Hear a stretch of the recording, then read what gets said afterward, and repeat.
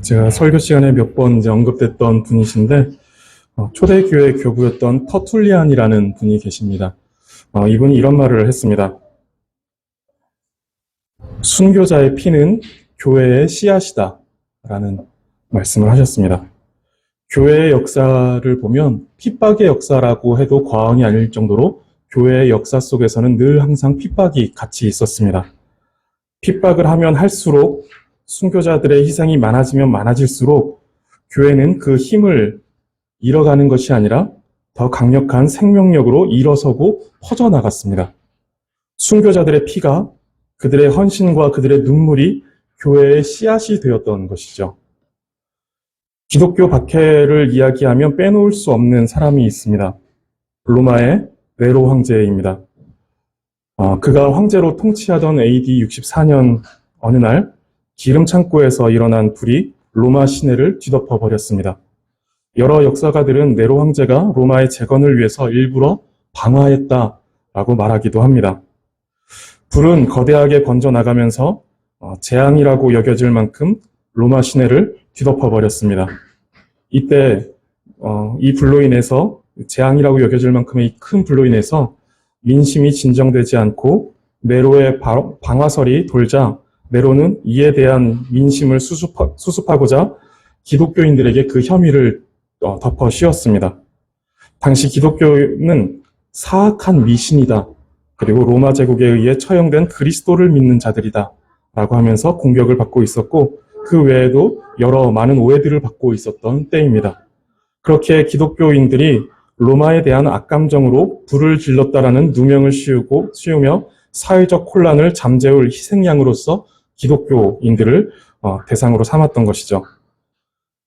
그것으로 12사도를 비롯한 많은 기독교인들의 대학살이 일어났습니다. 이때 기독교인들은 고문을 당하고 십자가에 달렸습니다. 어떤 이들은 온몸에 기름을 뒤집어 끼얹고는 그 몸에다 불을 질러 불을 태우면서 그 불로 로마의 밤거리를 밝히게 했다라고까지 합니다.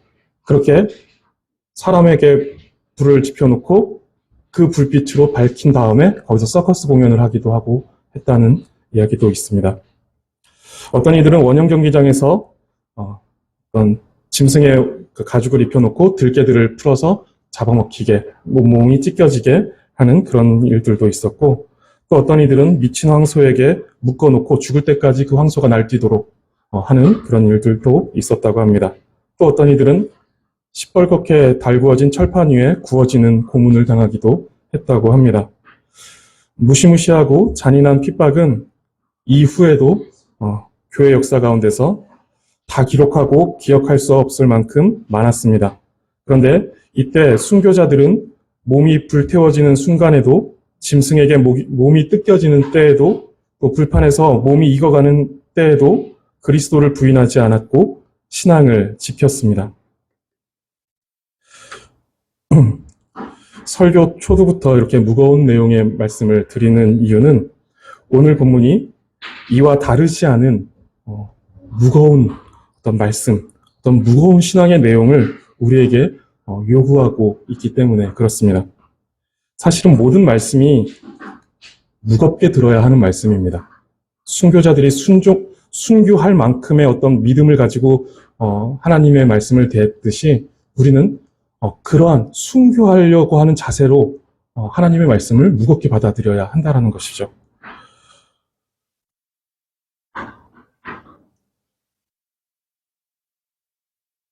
우리가 어떤 사람들이며 우리에게 요구되어지는 것들이 어떤 것인가에 대해서 오늘 말씀이 우리에게 이야기해 줍니다.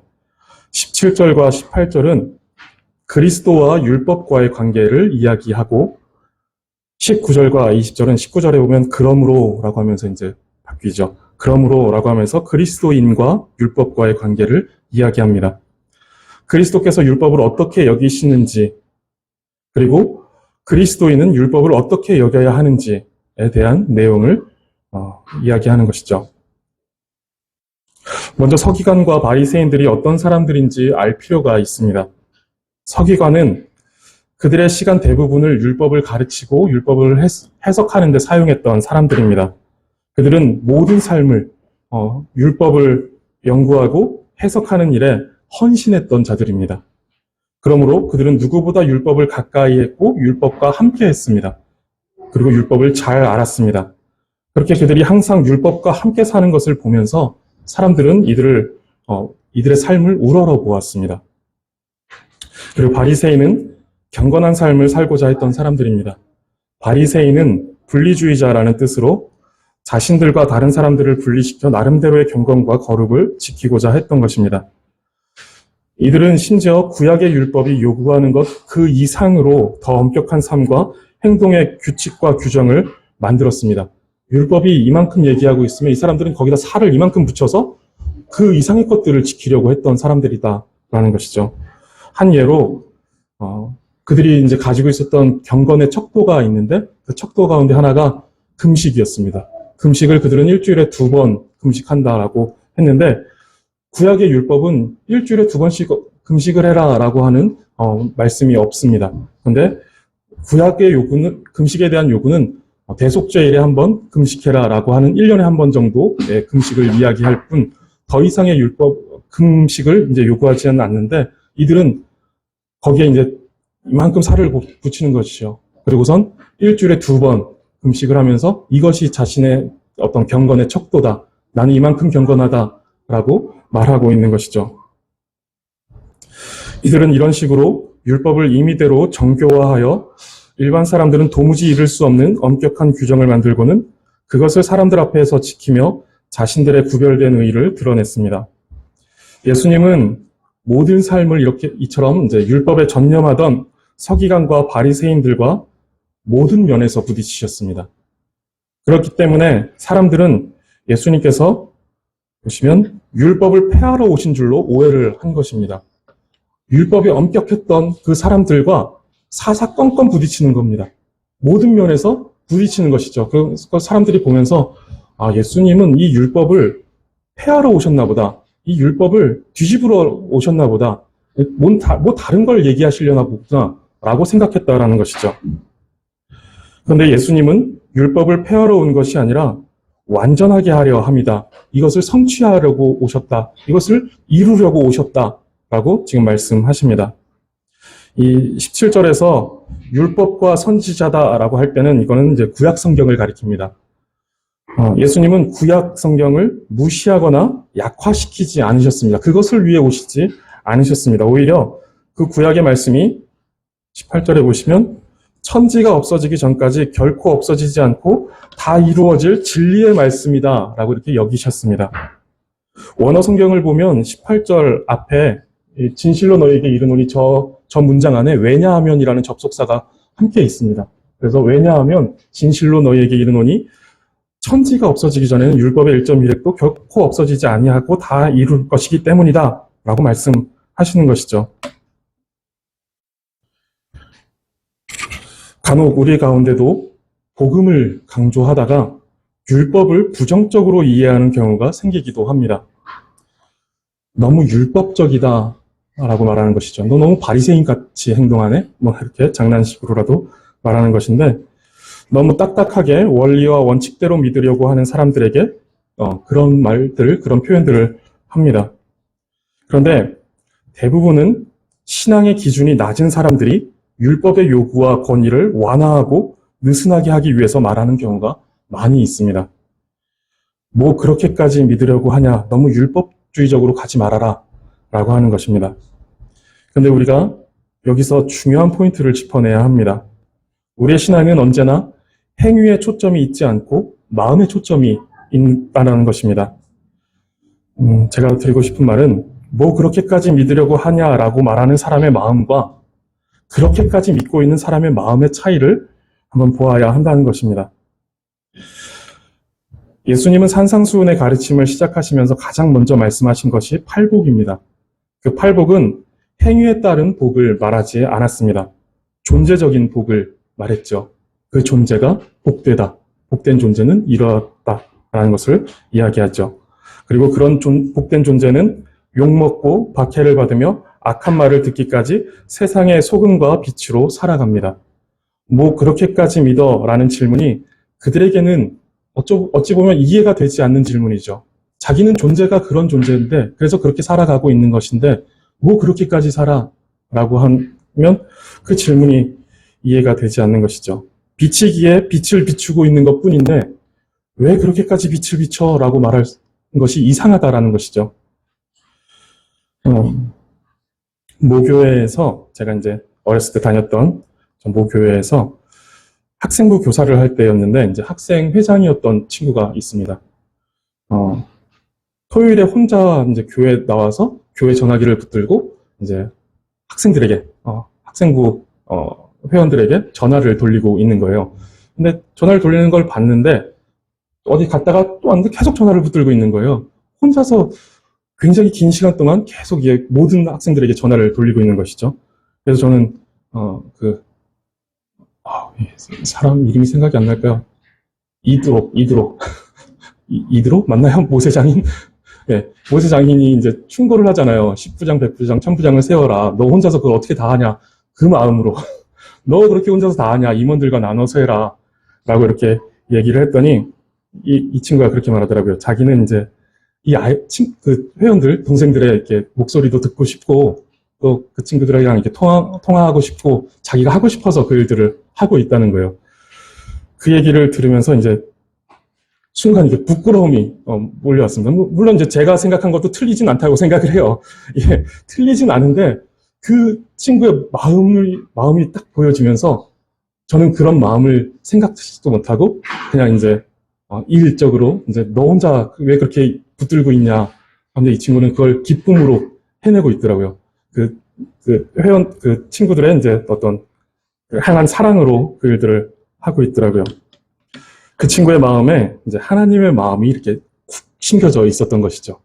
그랬고 그 심겨진 그 마음에서 영혼을 사랑하는 마음과 또 기쁨이 마구 이렇게 솟아나고 있었던 것입니다.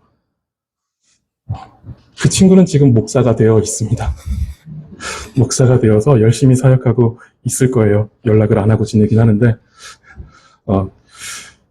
우리와 하나님의 말씀은 사람과 문서, 사람과 규범의 관계가 아닙니다. 그래서 이것은 가르쳐지고 배워야 하는 부분이 굉장히 강하지만 더 본질적으로는 우리는 하나님의 말씀과 만나야 합니다. 그 하나님의 말씀을 만나서 그 하나님의 말씀과 사랑의 교제를 시작해야 합니다.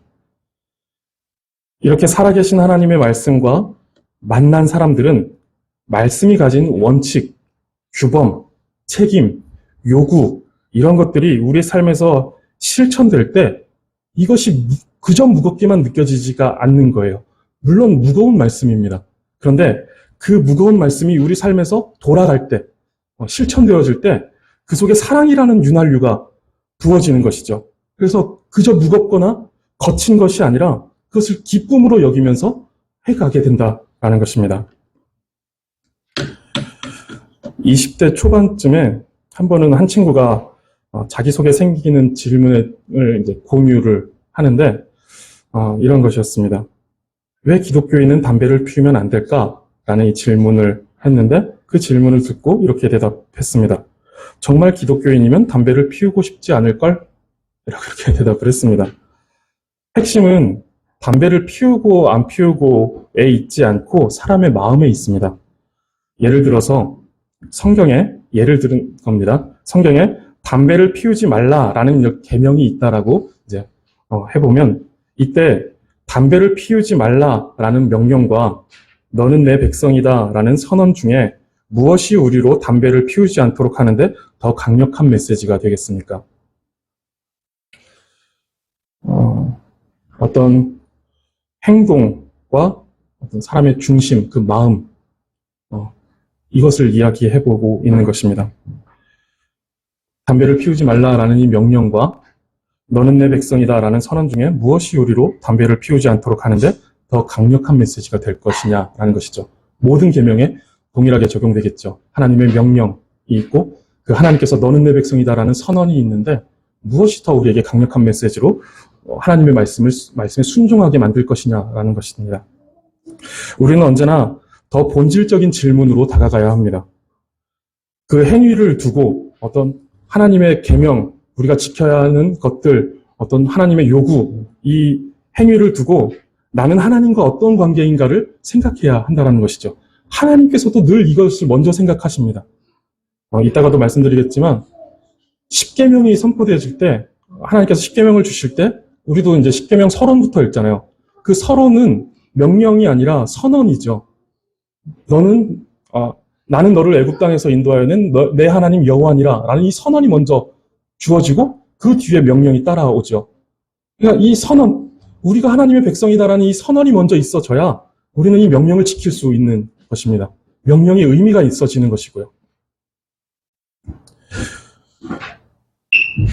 우리는 항상 이렇게 더 본질적인 질문, 우리와 하나님의 관계는 어떠한가? 나는 하나님의 말씀을 문서와 딱딱한 규범으로 이해하고 있는가? 아니면 살아계신 하나님의 인격적인 말씀으로 만났는가?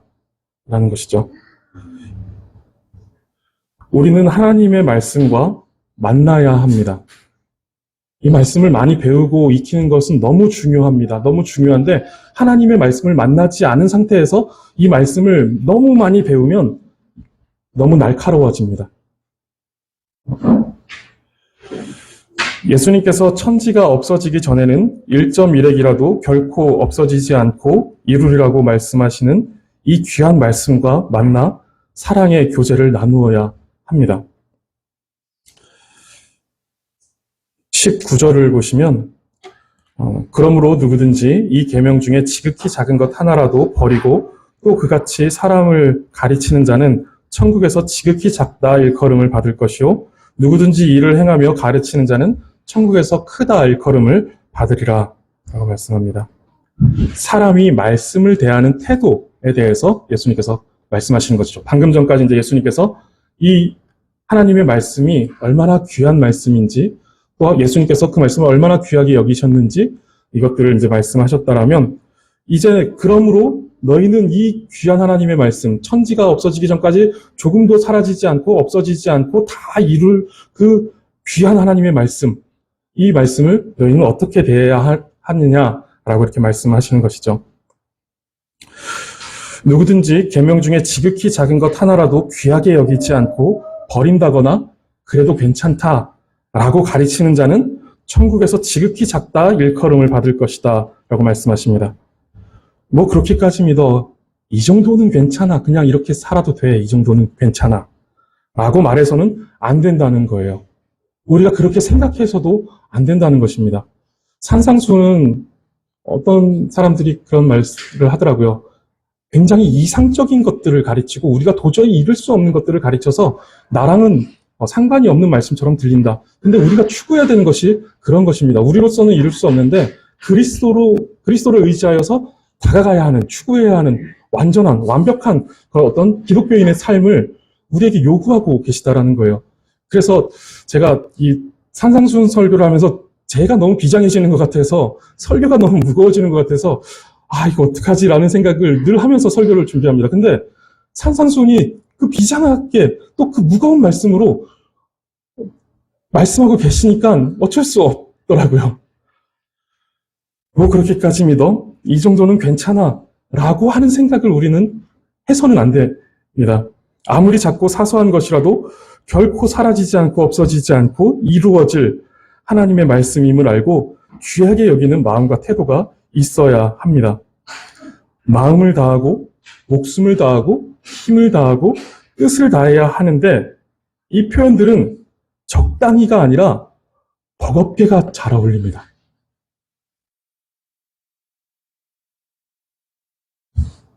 버겁게 사랑해야 하는 것이죠. 가볍게, 쉽게, 편하게 우리가 하나님을 사랑하고 또 하나님의 말씀을 지키려고 할 때 우리는 하나님의 말씀에서 그 말씀의 기준에서 한참 떨어져 버리게 됩니다. 예수님은 이런 사람들은 천국에서 지극히 작다 일컬어질 것이다 라고 말씀하십니다. 그런데 얍삽한 우리 인간은 뭐 지극히 작다라고 해도 천국에 있는 거네 라고 이렇게 생각합니다. 이렇게 뭐 여기서 이렇게 말하는 지극히 작다의 천국에서 천국에 있네 그래도 얍삽한 우리의 마음이죠. 근데 정말 괜찮을까요? 이 상태 정말 괜찮을까요? 생각해 보시기 바래요. 정말 괜찮을까요? 저는 그런 생각이 들어요. 이렇게 생각하는 사람이 과연 천국에 합당한 사람인가? 예수님은 이렇게 말씀하셨는데 이런 사람들이 있기 때문에 이렇게 말씀하신 건지 아니면 그냥 이렇게 말씀하신 건지 최소한만 하려는 사람의 마음, 지극히 작은 것 하나라도 버리고 또 그같이 가르치는 사람, 이러한 사람이 하나님을 사랑하는 사람이겠냐라는 거예요. 하나님의 말씀을 사랑하는 사람이 이렇게 행하겠냐라는 것이죠. 사랑하면 사소한 한마디가 귀에 거슬립니다. 그리고 스쳐가는 눈빛이 거슬립니다. 잠깐 비친 그 얼굴빛까지도 그것이 중요하게 생각되고 무겁게 받아들여집니다. 연애할 때 다 그렇게 하셨잖아요. 그렇죠? 우리 자녀들을 키울 때로 바꿀까요? 자녀들을 키울 때 그러셨잖아요. 사소한 한마디 한마디가 너무 무겁게 들리잖아요.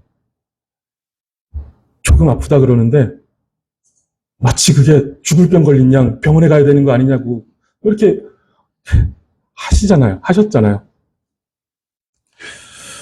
이것이 사랑하는 사람의 모습이 아닌가 생각됩니다. 하나님의 그 말씀, 아주 작고 사소한 그 한마디, 한 말씀이 무겁게 다가올 수 있는 그 상태. 하나님을 사랑하는 사람이다라고 한다면 결코 지극히 작은 것이라고 하여 가볍게 여기거나 무시하여 버리지 않습니다. 최고의 경외심을 가지고 하나님께 나아갑니다. 야고보서 2장 10절 말씀을 보시면 누구든지 온 율법을 지키다가 그 하나를 범하면 모두 범한 자가 되나니 라고 말씀합니다. 아무리 작고 사소한 말씀 같아 보여도 거룩하시고 전능하신 하나님의 말씀입니다. 그것을 어기고 버리는 것은 그 말씀이 아무리 사소해 보이더라도 하나님을 모욕하는 것으로 모든 것을 범한 사람과 같습니다. 아까 소리문답을 하면서 잠시 이제 아담과 하와 얘기를 잠시 했는데 사소해 보이는 거죠. 그냥 열매 하나 따먹는 거. 이 행위 자체는 너무 사소합니다. 아무것도 아닌 것처럼 보이는데 하나님의 말씀이 이제 그것을 금하고 있었다라는 것 때문에 이 사소한 이 행동이 굉장히 무거운 죄가 되는 것이죠. 우리는 이제 그것을 생각해 볼 수 있어야 해요. 작고 사소해 보이지만 그것은 하나님의 말씀이다. 거룩하시고 전능하신 우리의 창조주이시며 구원자이신 심판주이신 그 하나님께서 말씀하신 명령이다. 하나님의 말씀이다 라고 하면 아무리 사소해 보이는 것, 그 열매 따먹지 마, 그거 먹지 마 라고 하는 이 아주 사소해 보이는 그것이 온 인류를 죄인으로 만들어버리는 그런 일들이 되어버린다는 것이죠. 무거운 죄와 무거운 벌이 거기에 따라 붙는다는 것입니다. 우리가 아무리 사소한 것이라도 그것을 범하면 영원토록 하나님과 단절되어지는 그 상태 가운데 우리가 놓여진다는 것이죠. 예수님은 이제 20절을 보시면 이렇게 말씀하십니다. 내가 너희에게 이르노니 너희 의가 서기관과 바리새인보다 더 낫지 못하면 결코 천국에 들어가지 못하리라. 앞서 말씀드렸던 서기관과 바리새인들은 율법의 모든 것을 걸었던 사람들입니다. 그 말씀을 연구하고 말씀을 해석하고 또 그것을 행하는 일에 목숨을 걸었던 사람들이에요. 이것에 목숨 걸고 그것을 지키고 연구하고 해석했던 사람들입니다.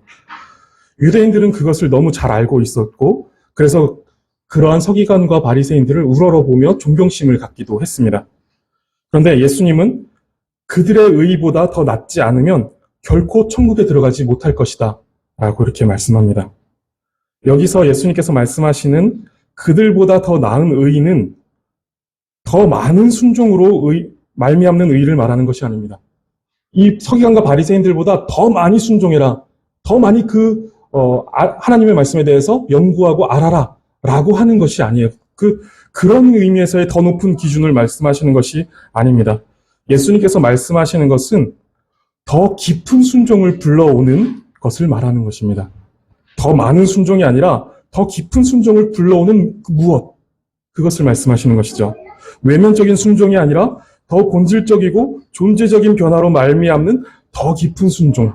이것을 예수님께서 말씀하시는 것입니다. 그들보다 더 나은 의란 우리에게서 만들어질 수 있는 성격의 것이 아닙니다. 이전에 이제 의에 대해서 말씀드리면서 의는 이런 것이다라고 말씀드렸는데, 의란 삶의 전 영역에서 하나님의 표준, 하나님의 뜻에 일치되게 사는 것, 이것이 의입니다. 삶의 모든 영역에서 하나님의 표준, 하나님의 뜻, 즉 이제 하나님의 말씀에 일치되게 사는 것, 이것이 의이다라는 것이죠. 그리고 그렇게 살지 못하는 것이 죄입니다. 사람은 타락 이후 하나님의 표준에 이르지 못하게 되었고, 뿐만 아니라 하나님의 뜻을 늘 항상 등지고 그 하나님의 뜻을 범하는 존재가 되었습니다. 우리는 스스로 그 의의에 닿을 수가 없습니다. 행위만으로 보더라도 서기관과 바리새인들만큼 살지도 못할 것입니다. 그런데 그들보다 더 나은 의의가 있어야 한다고 이렇게 지금 말씀하고 있습니다. 이것은 더 많은 순종으로 이룰 수 있는 것이 아닙니다. 이것은 어떤 새로운 방법, 새로운 그 무엇이 필요한 것입니다. 우리 속에 있는 것이 아니라, 우리 속에서 발생해서 우리 속에서 이루어내는 것이 아니라 외부에서 어떤 새로운 무언가가 우리 속에 들어와 줘야 한다는 것입니다. 이 상황을 돌파해낼 만한 힘을 가진 그 무언가가 우리에게 들어와 줘야 한다는 것이죠. 능력과 지혜와 은혜가 필요한데 그것이 바로 예수 그리스도입니다. 그들보다 더 나은 의의이며 더 깊은 순종을 이끌어내고 우리 속에서 만들어지지 않는 그 의의는 바로 예수 그리스도입니다. 이것이 서기관과 바리새인들에게는 없었던, 아주 그들이 가지고 있었던 치명적인 결함이었죠. 그들이 목숨을 걸고 하나님의 말씀을 지키고 연구했지만 이들에게 치명적이었던 한 가지 사실은 그들 안에 예수 그리스도께서 없었다라는 것입니다. 참된 의가 되시는 예수 그리스도가 없는데 그들은 예수 그리스도를 없는 상태에서 그 의를 향하여서 나가고 있었다는 거예요. 치명적인 거죠. 그들은 자기 힘으로, 행위로 지키려고 수고하고 애썼습니다. 그러나 결과는 지키지 못했고 말씀을 왜곡했으며 잘못된 모범으로 사람들 앞에 서 있었습니다. 그러나 예수 그리스도를 자기 의로 삼는 사람들은, 즉 그리스도인들은 예수님으로 말미암아 살아계신 하나님의 말씀을 만나고 그 하나님의 말씀을 사랑하게 되고 그 말씀을 귀하게 여기며 최고의 경외심으로 나아가려고 합니다. 그 존재가 새롭게 됩니다. 그리고 기쁘게 순종합니다. 이것이 우리 신앙 실천의 정석입니다. 우리가 하나님의 말씀을 믿고 그 하나님의 말씀을 따라 살아간다는 것이 뭐냐라고 했을 때 바리새인과 서기관처럼 믿는 것이 아니라 예수 그리스도의 의의를 입어서 우리가 새롭게 변화되어 이 말씀이 우리에게 더 깊은 순종을 불러내는 그런 상태 속에서 우리가 하나님의 말씀을 따라 살아가는 것. 이것이 우리 신앙 실천의 정석이다라는 것이죠. 우리가 예수님을 믿는다라고 할 때 먼저는 예수 그리스도께서 우리 죄를 십자가에서 모두 담당하심으로 우리를 의롭게 하셨다라는 것을 믿습니다. 그리고 그것에 이어서 그 토대가 되는 성경을 믿습니다. 우리가 보통은 그렇죠. 하나님의 말씀을 막 읽다가 이것이 다 이해되어지고 비로소 이제 하나님을 믿게 되는 경우는 아주 드문 일이죠. 보통은 예수 그리스도 복음의 그 간단한 몇 마디에 우리는 하나님을 믿게 됩니다. 예수 그리스도를 영접하게 됩니다. 그러고 나서 그 하나님의 말씀, 그 나를 변화시킨 그 복음의 토대가 되는 그 하나님의 말씀인 성경을 보니까 하나님의 백성은 이렇게 살아가야 한다라고 말씀하시네 라고 하면서 그 말씀에 따라서 살아가게 되는 것이죠.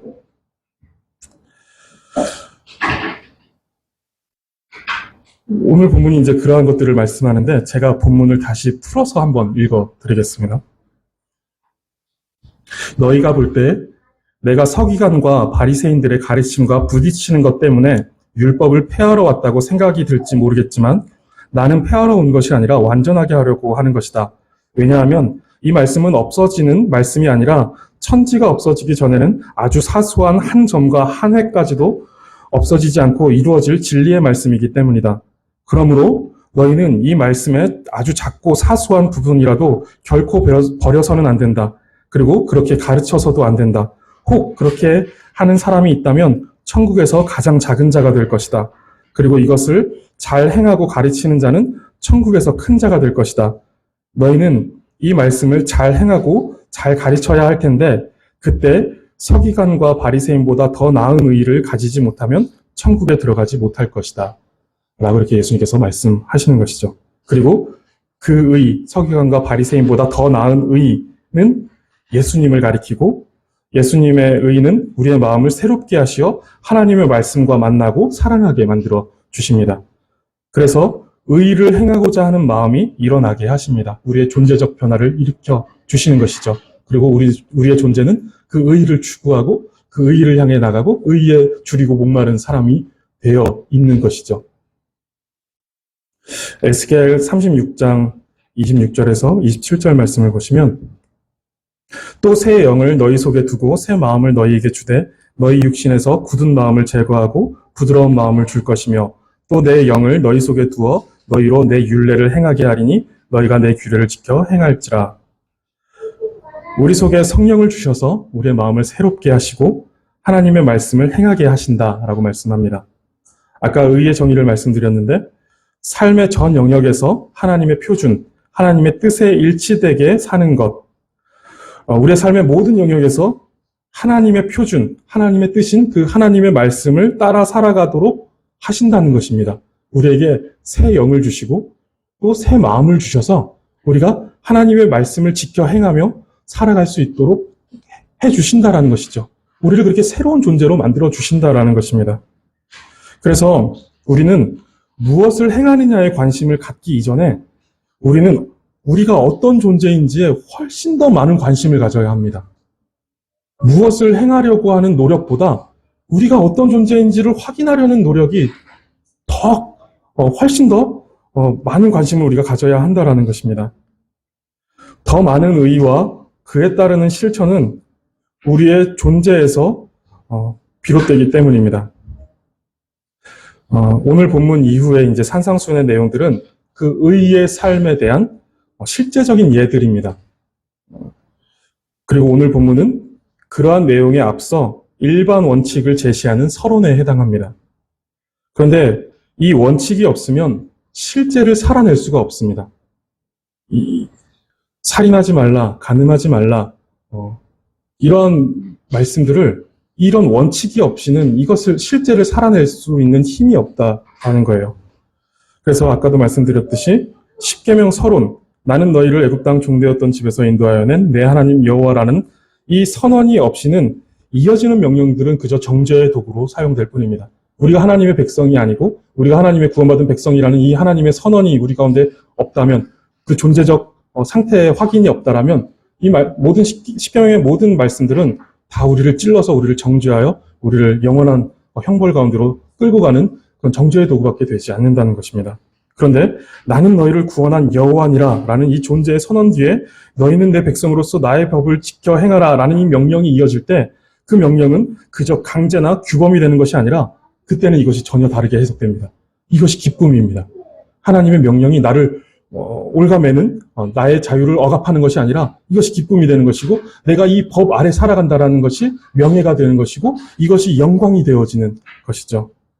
성도의 삶이 그런 삶이 되어야 합니다. 이것을 지켜야 된다, 이것을 지키면 안 되냐라는 것에 내가 너무 불안하고 두려워서 이렇게 살아가는 것이 아니라 나는 하나님의 백성이고 하나님의 법이 나에게 주어졌고 나는 그 명령에 순종하며 살아가는 사람이야. 나는 하나님의 명령, 하나님의 법이, 하나님의 말씀이 적용되어지는 하나님의 백성이고 하나님의 자녀야 라는 이 명예로움과 그 영광스러움이 우리 속에 적용되어지는 삶을 살아가는 사람들이라는 것이죠. 서기관과 바리새인과는 전혀 다른 삶을 살아가는 사람들이다라는 것입니다.